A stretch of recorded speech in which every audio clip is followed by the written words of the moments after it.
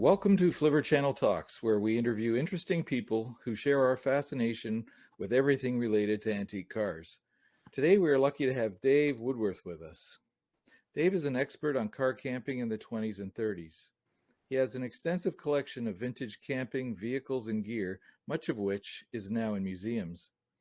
I've asked Dave to join me here today to tell us about car camping in the 20s. I can't wait to hear the stories about the auto camp craze and other early camping experiences. Dave, welcome to Flivver Channel Talks. Thank you for having me. So before we turned on the cameras, we just started talking about the very early days of camping in an automobile. When did car camping or the RV experience really begin? When did it begin in America, and when did it really take off?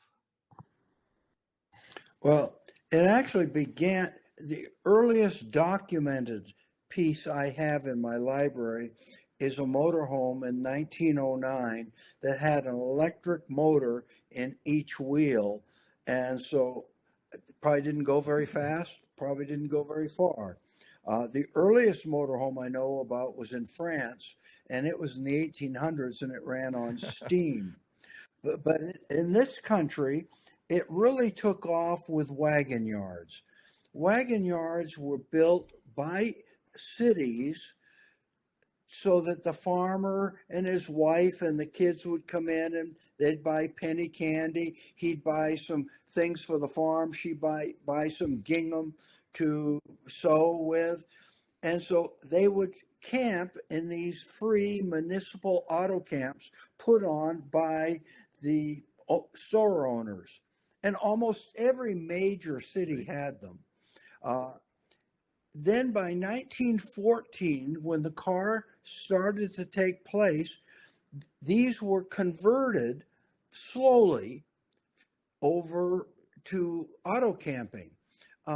So by the 20s, there were over 3,000 free campgrounds. Some were rather elaborate. Denver's Overland Park had a movie theater that showed short black and whites, and they had a 9-hole golf course.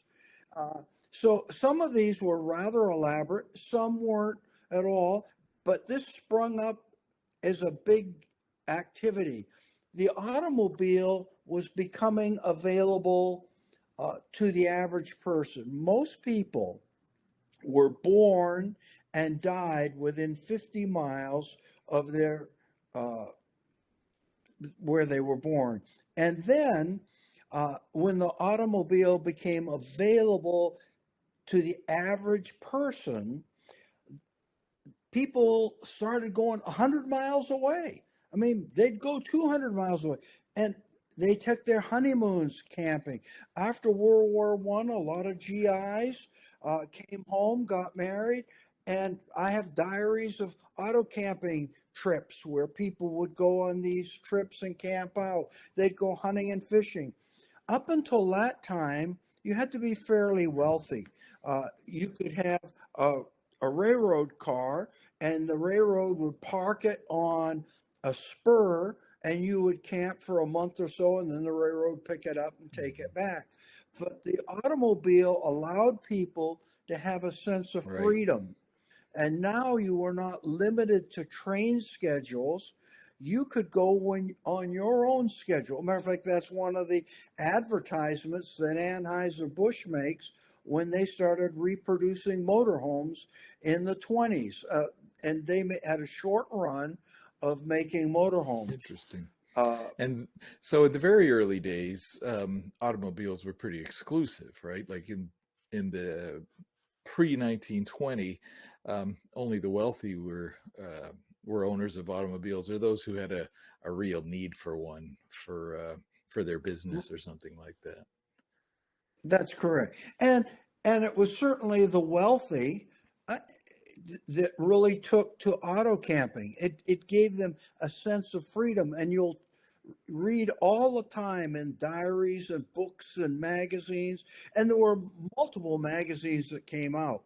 It really, people don't realize by 1922, The New York Times estimated there are 15 million automobile campers on the Wow. road. Now that wasn't 15 million Right. cars. Probably it was probably 5 to 7 million Mm. cars. Uh, but like one lady was interviewed in, I'm going to say it was 22, 23 in the Midwest. She just went and bought a Model T. And a reporter came to her and said, "Why would you have bought a Model T for $260 or so? You could have gotten indoor plumbing in your home. You could have gotten rid of the outhouse, and you'd even had a bathtub." And she looked at him and said, "Well, you can't go to town in the bathtub." And so the automobile just was opening up the world for Mhm. people. And so it was just very natural. And there weren't many hotels at that time. Traveling around motels, particularly the first motel was built in San Luis Obispo in the I'm I think in the 20s. Mhm. I'd have to check that for sure. But so motels are not really available. So you either have to stay in a Mhm. hotel or auto camp. And there was all kinds of gadgets made for auto camping. They had they had beds that would set up in the car, and you could sleep in the car. The instruction said the short person stays on the side with the steering wheel, and so so auto camping was just a huge part of our culture that has really been almost Mhm. forgotten. You mentioned the lady who chose buying a new Model T over her indoor plumbing. That was interesting because I guess the love of the automobile that is really in the DNA here in North America. It started the moment the automobiles were affordable to people. Yes, it did. And Samuel Lambert of Listerine fame is the one that designed the camp car and that Okay, Anheuser-Busch yeah. bought. And they were produced in St. Louis. And they would just go to the Ford plant, buy a running gear, and then build their own body. And you could buy the body without the car. And they even had instructions saying how to take your body off, how to store your body during the summer, and use an this new Right. RV body and go camping with your family and then switch bodies for the winter. And so they would send you the body for 500 and I think it's $550 by rail, and then you would assemble it and put it on your Model T. It weighed 5 pounds less than a Model T Okay. sedan. Now, interesting that were they was the camp car body designed to go on the Model T car frame or the truck frame? Oh, really? Automobile. Wow. Yeah, it goes, and there are only two known to exist in the Hmm. world. So what year Model T is your camp car mounted on? 1921. And do you still take it out? Do you have you gone on trips with it No, or just for shows? I, it most of my camping equipment. I used to have 50 Oh my campers goodness. between 1914 and 37. Now I look smarter than that, don't I? But uh, I collected them, and then I began showing them at sports shows and RV Mhm. shows all around the country. So circling back, so we were talking about the early days of car camping and that the wealthy started it really before it was affordable to the everyday person. I remember reading somewhere something about some of that's the leading industrialists of the time heading out on extravagant car camping trips and making it seem like quite an exotic thing. Yeah, Henry Ford, Firestone, Edison went on their camping trips. Of course, they had all kinds of servants doing all the work, and the only time the movie cameras were turned on, where when Ford was chopping wood or doing something like that. And I did a trip across the United States, camping with my daughters. Every year, as a dad, I would take my daughters on a dad and daughter camp Mm. trip. And one day, we left Southern California, went up to Calgary Stampede and Banff and Lake Louise, Edmonton Shopping Mall. And then we left there. We drove to Maine and down through New York City to Dollywood and back. And we did that all in the 1928 Model A, pulling a Zegelmeyer tent trailer. Fantastic. So then in the early 20s, the car became more affordable to every man. And as more people were buying them, I guess as soon as people owned cars, the first thing they wanted to do with them was go camping, get away. Well, mostly the reason they wanted to get away, they'd always been in their little Hmm. town. They had never been, I mean, 50 miles was a huge distance for somebody to Right. travel. I mean, with a horse and a buggy, that would be for a That's long right. trip. And so the car, you could go 50 miles in a Yeah. day with not too much Mhm. problem, assuming the tires stayed Yeah. inflated and you didn't have any problems.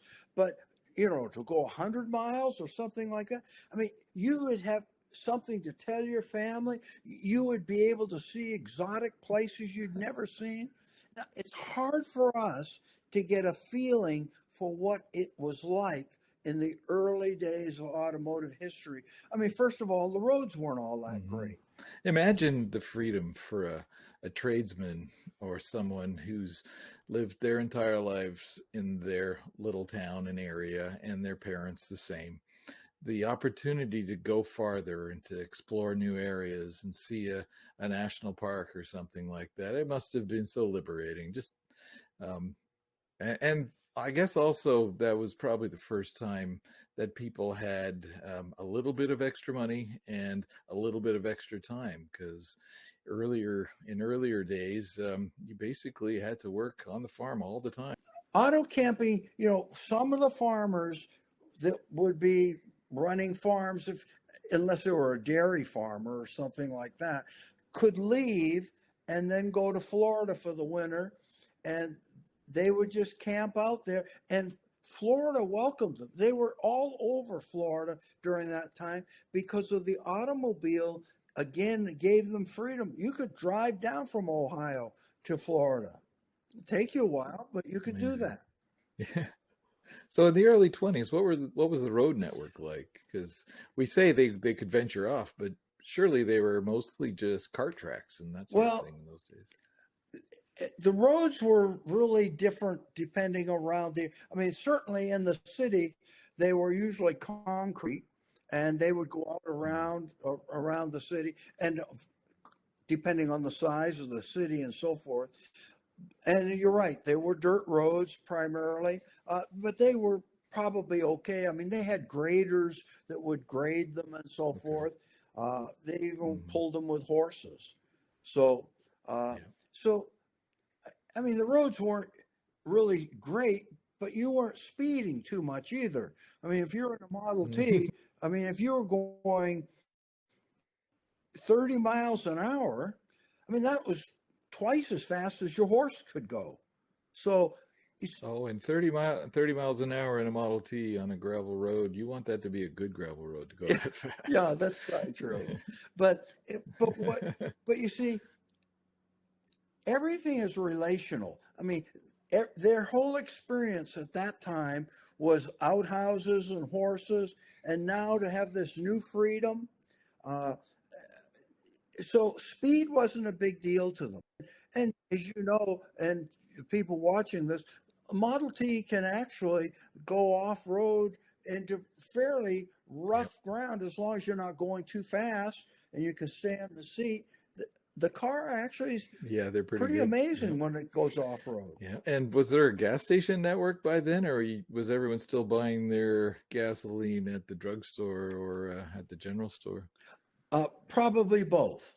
I mean, certainly they would stop getting it at gas stations when they could. But I, I suppose the majority of them were still, certainly in the late teens, maybe early 20s. There were a lot of just local hardware stores or grocery stores Mhm. or something that sold gasoline as well. In tins. They were just selling the gasoline in tins, like Yeah, you would buy your oil for your lamps or your cooking oil or anything like that. Right beside that would be tins of gasoline. yeah. And if you're going through the West, you could even get drip gas. Well, what's drip gas? Oh, when you're pumping from oil wells, Oh, okay. the gas comes out. A Model T will run on drip gas. Yeah, yeah, or moonshine, I suppose. Yeah, probably that might be a little expensive. But they made all kinds of accessories for automobiles. Uh, they had a company in Southern California made a tourist kitchenette, and they made a Model A, B, and C. And the C was very small, and then a B a little bit bigger, and an A was really quite large. They made on your running board that would snap onto your or clamp onto your running board. They had kennels you could carry your animal in. Uh, there's a guy in San Francisco that made a kitchenette that had a stove in it, an ice box, and for all of his camping equipment. On my Model a box that you can step on to get in the car. Then it opens up and becomes a table, and then that table converts to a bed, Amazing. and then it'll all fold up on the running board. They, I mean, they were all kind. They had bathtubs that would fold up that looked like army cots. Oh, Uh, canvas bathtubs.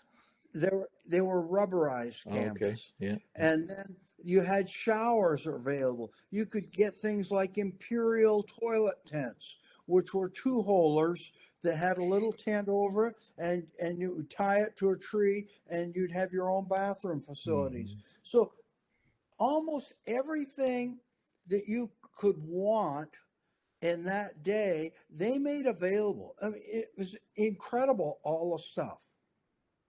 Yeah, that's neat. And people took advantage of it. It was really popular in those days. I've read even I think that it was considered a craze in the mid 20s.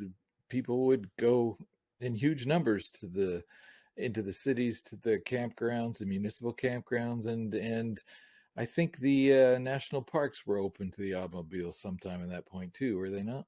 Yes, as a matter of fact, in the West, they had a loop that went around to all through Zion and Yellowstone and Crater Lake and Yosemite National Park, and all. You just made a loop, and I think that opened in 1917 with Okay. great fanfare for people to get out and see America.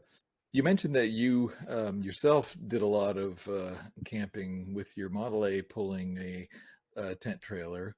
What Hmm. was it like for a Model T to pull a small trailer? Because I mean, they only had 20 horsepower to begin with, and are not all that um, zippy, let's say. Or have you ever done any pulling? What's it like pulling a trailer with a Model T?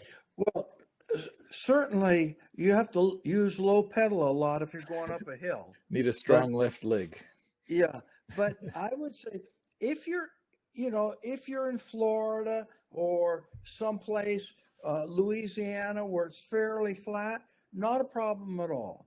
I mean, you may not start off jackrabbit starts. You take off rather slow, but you can get up there, and of course the stopping becomes a problem too.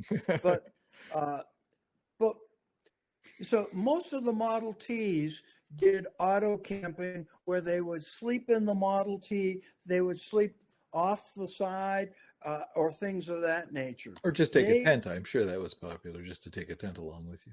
Oh, yeah, absolutely. Mm. See, it actually started off, a lot of people just camped by the road. I mean, there wasn't a car that came by. I mean, you could camp all night there and maybe not see another car the rest of that night. And if you did, it was a great experience. You were really glad to see them anyway. So, uh, so auto camping was really an adventure. It really was an adventure that we just can't get a hold of.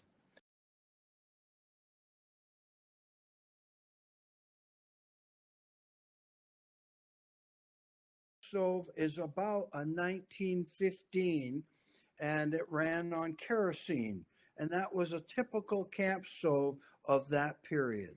It's Yeah, very and heavy. they would have had kerosene for their lamps on the cars then, right? That's correct.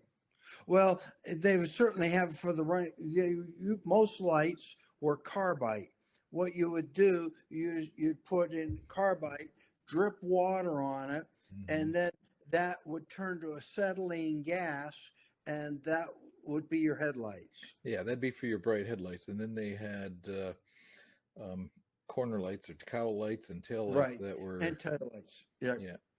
Now here's an example of some of the things that you could buy for your camping. Uh, Here's a lantern on the side that all folds up, and you put a candle in it, and it had mica, formica, and then you see knives and forks that go in little containers, and you see the cups that all stack together in a container, and so they don't take up a lot of room. Now that's a Weedman. That was mine. They were made in Tonawanda, New York. Look how many Weedmans Yeah, you can they were see popular. in that They photograph. were popular. Yeah, very, very popular company. And that's a Zegelmeyer. These are Zegelmeyers, and they were made in Bay City, Michigan. And Zegelmeyer had a big company. This was a sideline business for them that they just had employees working on, and they made a range of campers, two campground, two tent trailers, and a number of motorhomes. And this is Wayne, Fort Wayne. This is a camper that they made, and you can see they slept on the outside. If flip to the next slide, you'll see an inside shot of the car. See, next one, I guess. There's see the toilet in the Oh, back, yeah, look at that. and this one was made in Pasadena, That's a California. slide out Had a slide out. like a modern Yeah, RV. It's yeah. hilarious. Yeah. You'll notice how they're always dressed up with ties and everything as a general rule. Yeah. So this was really an upscale hobby.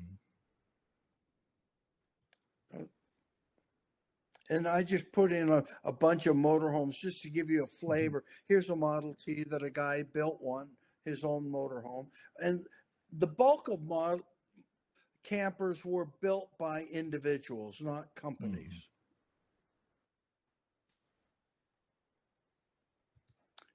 And you'll see these are More and more, we're seeing these on truck chassis rather than cars because they're much bigger. right, right. Chevys, both of them. hmm And the next one, I think they're coming around a little ferry, Mm-hmm. coming across the.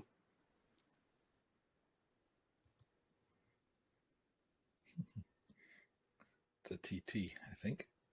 hmm You're right. And there'll be another shot of that too.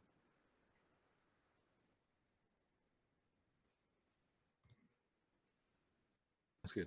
This 1915 Model T Roadster, the little box on the back that you see is rounded. That was $100 accessory. It was built in San Francisco, and it was a camper. You would take the little turtle deck off your Model T, bolt this camper on. It's 3 feet 6 inches. Now, if you'll notice this picture, you'll see it slides out and it becomes 6 foot 6 to sleep in. And you have a chest of drawers that come out on one side, a full pantry that comes out on the other side. And if you notice the brochure, or it's actually not a brochure, it's Popular Mechanics, you'll see a guy taking a shower. It actually has a little tank to take a shower. There's another Model T with his Yep. lean-to That's tent and his army cot. yep. Now, I suppose as as the Great Depression came on, people would be camping less for pleasure and more for necessity. That's probably true, but usually they couldn't even afford the camping equipment at that time. Yeah, I suppose. And here's some attachments you could put on your Model T. Look at that integrated tent system. Y- Caught. Yeah.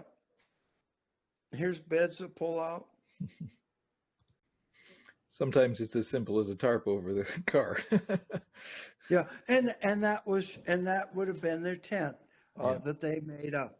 Yeah, a lot of I mean, a lot of people didn't have a lot of money, but the bulk of them really were middle to upper middle class. That I mean, you had to be that to own a car. Yeah. Yeah. So they weren't destitute.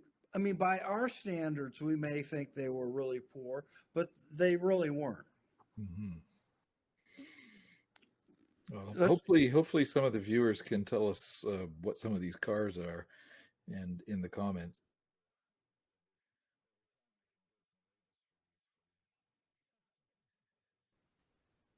and here's another tent trailer,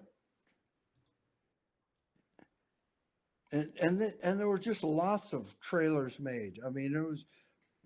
Now here's how most Model Ters camped at the Yeah. time. They'd make up something and put on the side of the car, and they'd just camp that way. Yeah, I think this is probably very typical. Mm-hmm.